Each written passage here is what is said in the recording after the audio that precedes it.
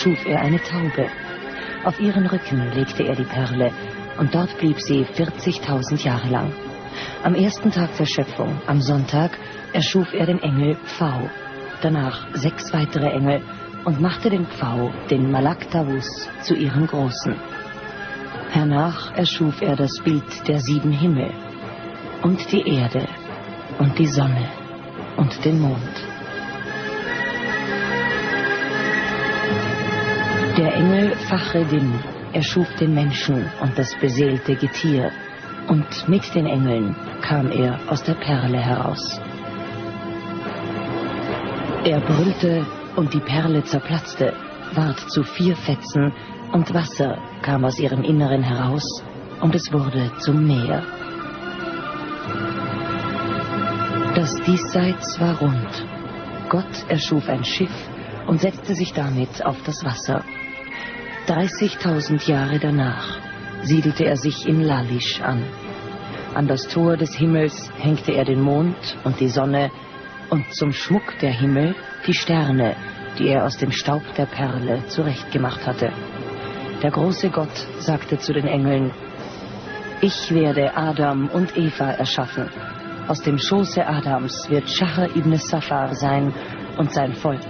Und hernach wird das Volk des heiligen Pfau zum Vorschein kommen, das Volk der Jesidis.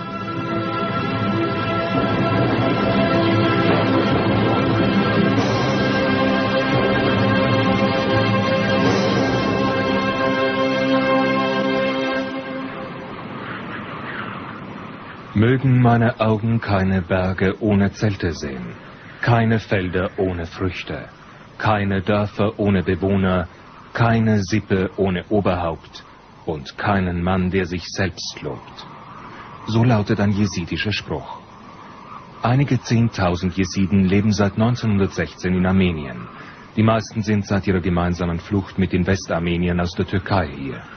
Als Kleinviehzüchter ziehen sie jährlich aus ihren Dörfern auf das Weideland, wo jede Sippe ihr eigenes Zeltlager, das War, errichtet. Es ist Wochenende. Die Sippe des Ahmad Agha erwartet Besuch. Ein Murid, so heißt ein Angehöriger der Laienkaste, und ein Scheich von der Kaste der Geistlichen sind die Gäste.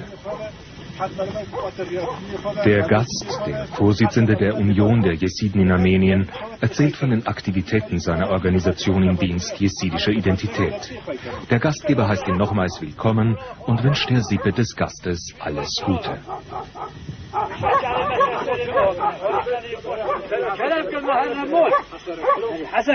Das Schaf, das zur Ehre der Gäste geschlachtet wird, muss von Scheich Hassan mit einem Gebet gesegnet werden.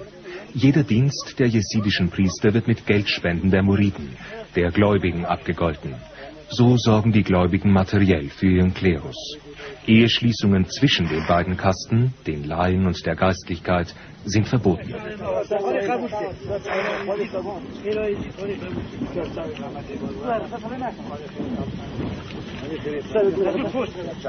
Das Stammgebiet der Jesiden ist irakisch-Kurdistan. Sie leben aber auch verstreut in den Kurdengebieten der Türkei, Syriens und des Irans. Sie sprechen den kurdischen Dialekt Kurmanji. In Tal Sinjar in irakisch-Kurdistan befindet sich ihr einziges heiliges Zentrum, Lalisch. Die Religion der Jesiden ist mündlich überliefert und baut auf Legenden auf, die einander stark widersprechen.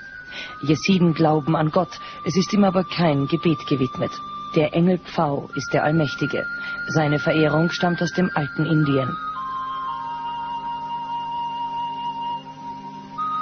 Das Symbol der Schlange neben dem Eingangstor von Lalisch erinnert an den Sündenfall. Die islamische Geistlichkeit bezeichnete die Jesiden immer als Teufelsanbeter. Jesid, der Sohn des Kalifen Muawiyeh, besiegte im 7. Jahrhundert die Nachkommen von Mohammed. Sein Name wurde daher gleichgesetzt mit ungläubig. Vielleicht wurde den Jesiden ihr Name auch deshalb gegeben, weil sie den Pfau verehrten. Gott erscheint den Jesiden auch in Gestalt des alten Gelehrten Scheich Adi. Er lebte im 11. Jahrhundert und scheint den jesidischen Glauben monotheistisch reformiert zu haben. Die Jesiden verehren aber auch die Sonne. Ein kleiner Teil der Jesiden bekennt sich zu Zarathustra. Weitere Symbole ihres Glaubens sind der Mond, der Morgenstern und der Baum. Der Pfau ist nach Zarathustra das Geschöpf des Bösen. Die Jesiden sagen aber, dass das Böse nicht existiere und dass die Andersgläubigen das für sie Unangenehme als das Böse bezeichnen. Die Jesiden dürfen das Wort Teufel nicht in den Mund nehmen.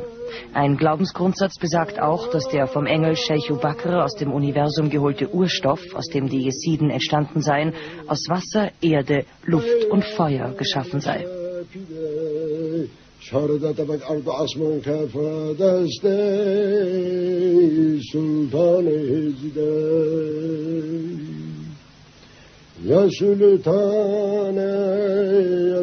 Die Familien der Scheichs glauben von den 6 Engeln zu stammen, die Gott nach dem Engel Pfau schuf. Scheich Rustams Stammbaum, sein Name bedeutet der gelbe Drache, leitet sich von der Kaste Omare Chale ab. Er genießt hohe Autorität bei den Jesiden in Armenien.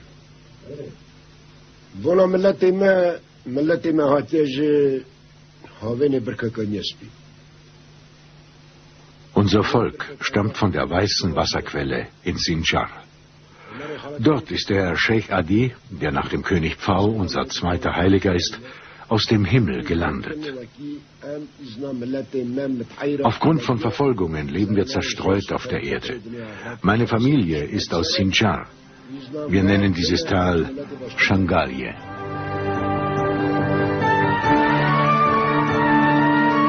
Die Gebetsecke der Jesiden, die in jedem Haus eingerichtet wird, heißt Ster.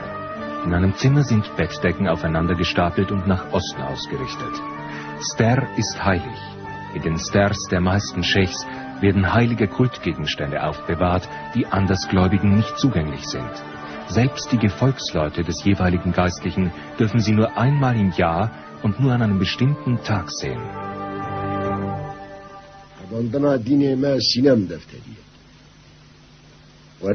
So wie der Koran, die Bibel und die Tora, so haben wir auch ein heiliges Buch. Dieses Buch heißt Sanbur. Einer unserer Propheten, der Dawud hieß, bewahrt das Buch der Jesiden im Himmel auf.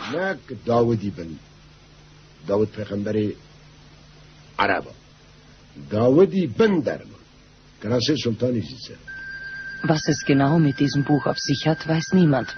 Aber in Lalish existieren tatsächlich 2 aus dem 11. Jahrhundert nach Christus stammende Bücher in jesidischer Schrift.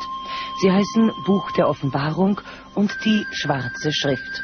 Ein katholischer Araber, Anastase Marie, hat zur Jahrhundertwende einen Wächter von Lalish bestochen, um Kopien dieser geheim gehaltenen Bücher in die Hand zu bekommen und ihre Schrift zu entziffern. Es existieren sogar in der österreichischen Nationalbibliothek eine wissenschaftliche Abhandlung und eine deutsche Übersetzung dieser Bücher, denn ein österreichischer Orientalist, Maximilian Bittner, hat der Österreichischen Akademie der Wissenschaften diese Abhandlung im Jahre 1911 vorgelegt. Die Bücher der Jesiden sind in einem heute toten, dem Mukri nahestehenden kurdischen Dialekt geschrieben worden. Sie dürfen auch von Jesiden nicht gelesen werden. Die Faszination des verschwommenen und synkretistischen Glaubens der Jesiden hat viele Wissenschaftler erfasst. Italiener, Franzosen, Araber, aber auch Armenier. Da die mündlich überlieferten Legenden den Texten der heiligen Bücher widersprechen, sind Interpretationen des Glaubens nur schwer mit Quellen zu belegen.